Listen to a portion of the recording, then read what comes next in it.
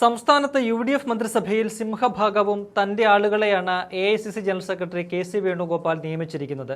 VD സതീശനെയും രമേശ് ചെന്നിത്തലയെയും K മുരളീധരനെയും ഒക്കെ മാറ്റി നിർത്തിയാൽ ശേഷിക്കുന്നവരിൽ ഏറിയ പങ്കും KC പക്ഷക്കാർ. മുഖ്യമന്ത്രി പദവി കൈവിട്ടുവെങ്കിലും KC വേണുഗോപാലിന്റെ പോക്കറ്റിൽ തന്നെയാണ് UDF സർക്കാർ നിൽക്കുന്നത്. കാര്യങ്ങൾ തീരുമാനിക്കുന്നതും നടപ്പിലാക്കുന്നതും ഡൽഹിയിൽ നിന്ന് KC വേണുഗോപാൽ നേരിട്ടാണ്. ഏറ്റവും ഒടുവിൽ സർക്കാരിൽ പൂർണ്ണ നിയന്ത്രണം ഏറ്റെടുക്കാൻ തലപ്പത്തേക്ക് മറ്റൊരു വിശ്വസ്തനെ കൂടി നിയമിക്കുകയാണ് KC വേണുഗോപാൽ. വരുന്നത് മറ്റാരുമല്ല KR ജ്യോതിലാൽ IAS. നിയമനം സംസ്ഥാനത്തെ ഏറ്റവും ഉയർന്ന സർക്കാർ ഉദ്യോഗസ്ഥ പദവിയായ ചീഫ് സെക്രട്ടറി സ്ഥാനത്തേക്ക്. ഇതോടുകൂടി സംസ്ഥാന സർക്കാരിന്റെ ചരട് പൂർണ്ണമായും KC വേണുഗോപാലിന്റെ കൈകളിലെത്തും.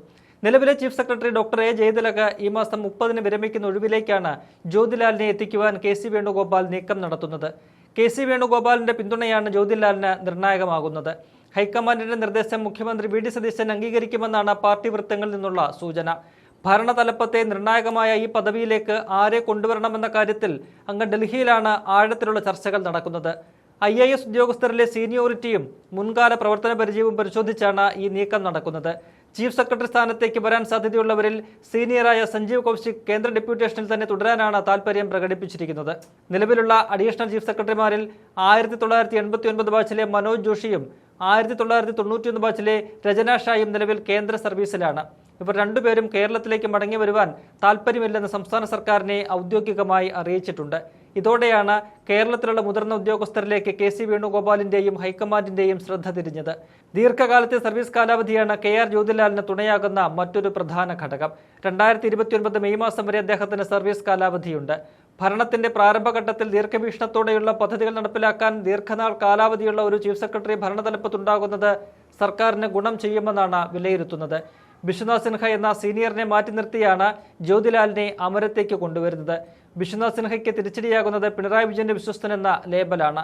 ചാത്തന്നൂർ സ്വദേശിയായ KR ജ്യോതിലാലിന് വേണ്ടി ശിവഗിരി ധർമ്മസംഘം ട്രസ്റ്റിൽ നിന്നടക്കം സമ്മർദ്ദം ഉയരുന്നുണ്ട്.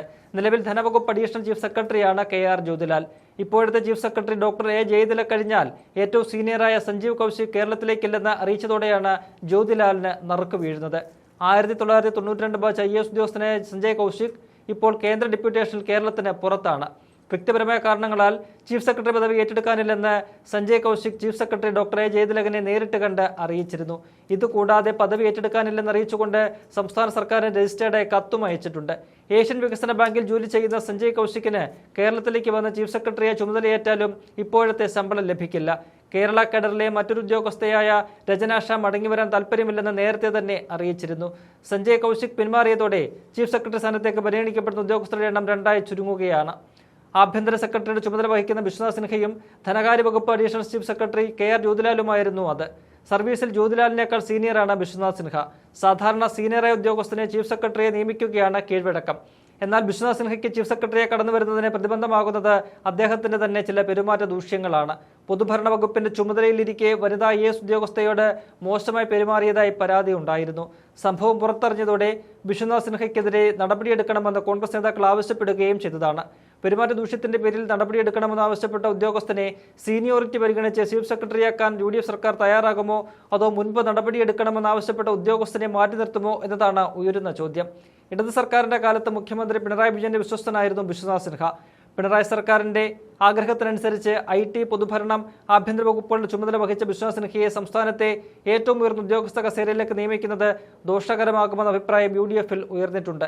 ഈ സാഹചര്യത്തിലാണ് KC വേണുഗോപാൽ പ്രത്യേക താൽപര്യമെടുത്ത് ജ്യോതിലാലിനെ രംഗത്തിറക്കുന്നത്.